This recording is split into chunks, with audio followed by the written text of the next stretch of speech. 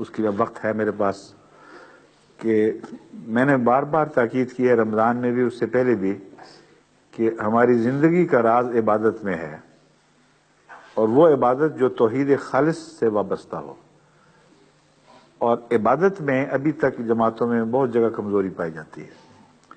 خود روا میں بھی میں نے دیکھا ہے، جتنی مسجدیں ہیں، اگر وہ سارے نمازی عبادت با جماعت ادا کرنے والے ہوں تو ساری مسجدیں چھوٹی ہو جائیں.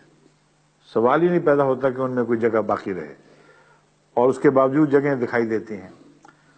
اور مجھے سب سے زیادہ تکلیف جو ہوا کرتی تھی، جس سے میں تن بدن میں ایک قسم کا اذیت سے بھر جاتا تھا، وہ عید والے دن کی صبح کی نماز تھی. اس سے پہلے رونقیں مسجد کی، درسوں پر آنا لوگوں کا، اعتکاف والے بیٹھے ہوئے، اور ایسی پر رونق مجلس بنتی تھی، پر رونق ماحول ہوتا تھا کہ مسجد جا کے لطف آتا تھا. اور ایک رات میں وہ عید جو قربانیوں اور عبادتوں کی قبولیت کے نشان کے طور پر آئی ہے، عبادت کو بھول گئے.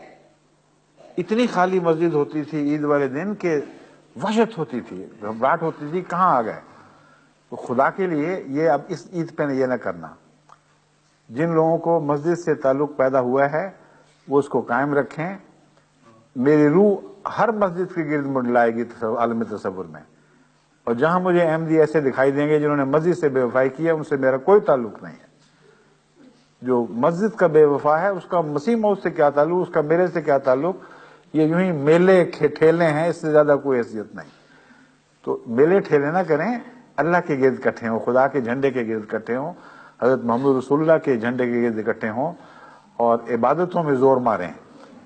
اور اگر آپ عبادتوں میں زور ماریں تو اتنی طاقت آپ میں ہے اور پیدا ہو جائے گی کہ آپ اس کا تصور بھی نہیں کر سکتے. وہ لوہے کے ٹکڑے جو